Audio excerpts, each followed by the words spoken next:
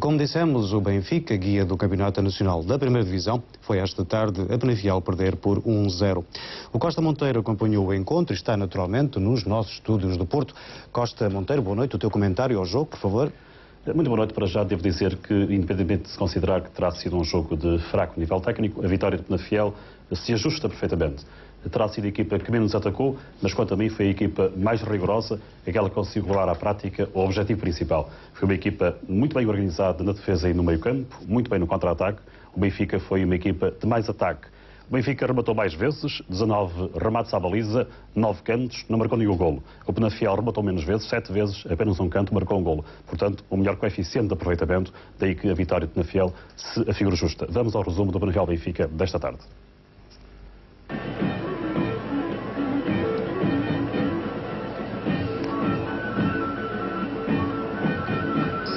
No 25 de Abril foi um Benfica de disposição atacante que apareceu, nomeadamente durante a primeira parte, tirando partido também de um certo retraimento da equipa do Penafiel, retraimento voluntário.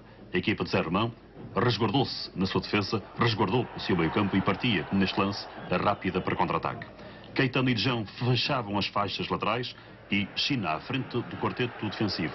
E também no meio-campo Rui Manuel e Elias tinham um comportamento altamente meritório, numa marcação impiedosa, mas sempre legal e leal sobre os avançados contrários. O Benfica não tinha espaços livres para jogar. Neste lance, aos 30 minutos, um livre de Moser, uma falta mesmo em cima do bico da grande área sobre Hernani e a bola na rede lateral da baliza de Cerqueira. Curioso também afirmar que nos jogos em casa o Penafiel tinha, até esta altura, beneficiado de 6 vitórias, 3 empates e uma derrota. O Benfica, jogos fora, tinha o mesmo percurso. Penafiel que teve aos 39 minutos um remate ao ferro e Vata a desperdiçar num belo lance de cabeça ali na zona da pequena área. Durante a primeira parte, o Benfica foi a equipa que de facto mais rematou. 9 vezes de uma forma constante, mas apenas 2 dentro da pequena área. O Benfica conseguiu beneficiar de 5 cantos na primeira parte contra um canto da equipa de Penafiel. Penafiel sempre no contra-ataque, neste lance aos 44 minutos por Caetano.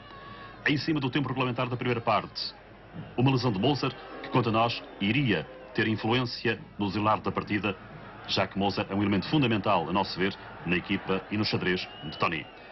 Já na segunda parte, uma falta de Lima, quase em cima do limite da grande área. Vemos em repetição, a falta é de facto fora da grande área. Não há razões para os protestos contra a arbitragem de Rosa Santos. E aos 5 minutos surge o único golo da partida. Centro de Caetano. Amâncio vai aparecer ali na pequena área a fuzilar a baliza de Silvino. Vamos ver a repetição. Há alguns protestos tenos dos jogadores benfiquistas. Ficam em dúvida nas imagens se o homem do Penafiel terá jogado aqui com o braço neste lance na grande área. 1-0 para o Penafiel, o golo obtido aos 5 minutos da segunda parte. As dificuldades aumentariam. 12 minutos, Elias podia ter feito o 2-0. O Benfica não era o mesmo, de facto, da primeira parte. Aos 16 minutos, Paulo Henrique entra para o lugar de Caetano. E o Benfica tentava, à medida que o tempo ia correndo, pressionar o adversário sobre o seu meio-campo. Nomeadamente através da marcação de cantos, pelo especialista que é o brasileiro Lima. O Benfica, na segunda parte, obteve 4 cantos contra nenhum do Penafiel. O Benfica continua a ser a equipa que mais rematou, 10 remates à baliza. O Penafiel, na segunda parte, aumentou a sua cota de remates à baliza para 5. Praticamente no final da partida, Vata, aos 33 minutos aqui na grande área, atrapalha-se e dá origem à defesa de Cerqueira. E aos 37 minutos, a única ocasião, junto à pequena área, canto de Lima, defesa segura de Cerqueira. Vitória certa do Penafiel, uma arbitragem, excetuando aquele lance na grande área do golo do Penafiel, arbitragem segura de Rosa Santos, num jogo que foi muito difícil de dirigir, foi um jogo rijamente disputado.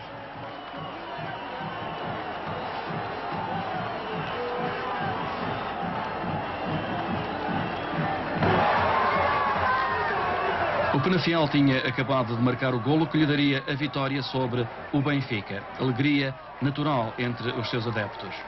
Em futebol, contudo, a alegria de uns é quase sempre a tristeza de outros.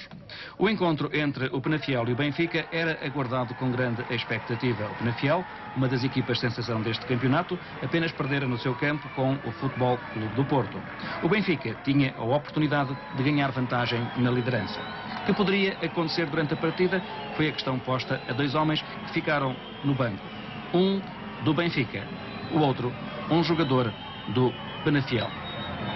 Penso que vai ser um grande jogo, né? Apesar de o Benfica ser um time grande, como todo mundo sabe, né? Vários jogadores excelentes, mas estamos aí trabalhando essa semana para superar tudo isso. Realmente, eu acho que a partir do momento que o principal adversário na liderança do campeonato, como o Futebol Clube do Porto, tem um resultado negativo, eu acho que a motivação aumenta e com isso o Benfica vai lutar para conseguir os 2 pontos, já que o nosso objetivo é distanciar o quanto mais do adversário mais direto, para que a gente possa ser campeão desse campeonato. O jogo não foi grande coisa do ponto de vista técnico, mas foi um jogo emotivo. José Romão, o treinador do Penafiel, foi durante toda a primeira parte um homem apreensivo. Os seus jogadores, apesar dos incentivos, não atinavam com a explanação do jogo do Benfica.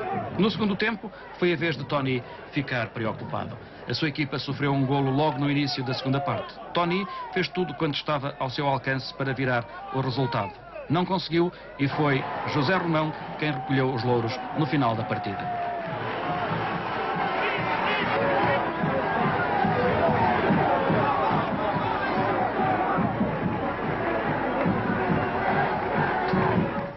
Portanto, Penafiel 1, Benfica 0. Os comentários foram do Manuel Costa Monteiro, a reportagem do Jorge Campos. Nos estúdios do Porto, para além naturalmente do Manuel Costa Monteiro, temos o treinador do Penafiel, o José Romão. José Romão, muito boa noite. A sua opinião sobre este encontro com o Benfica? Boa noite. Bom, o jogo foi extremamente difícil para nós no início. O Benfica entrou a querer agarrar o jogo, como se costuma dizer. O Penafiel estava atento. Tentou, no fundo, também não ser sufocado, entre aspas, pelo poderio do Benfica.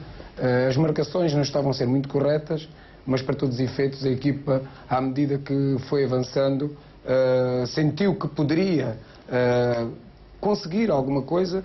O Benfica, no fundo, através do seu pressing inicial, também foi diminuindo essa mesma pressão e chegámos ao fim da primeira parte com um resultado, de certa forma, que nos dava boas perspectivas para a segunda. As correções foram feitas e, naturalmente, que depois com o golo as coisas ficaram mais fáceis para nós, já que o Benfica era obrigado a arriscar muito mais. Nós tínhamos uma estratégia montada, naturalmente, em termos de vantagem. Felizmente as coisas correram bem.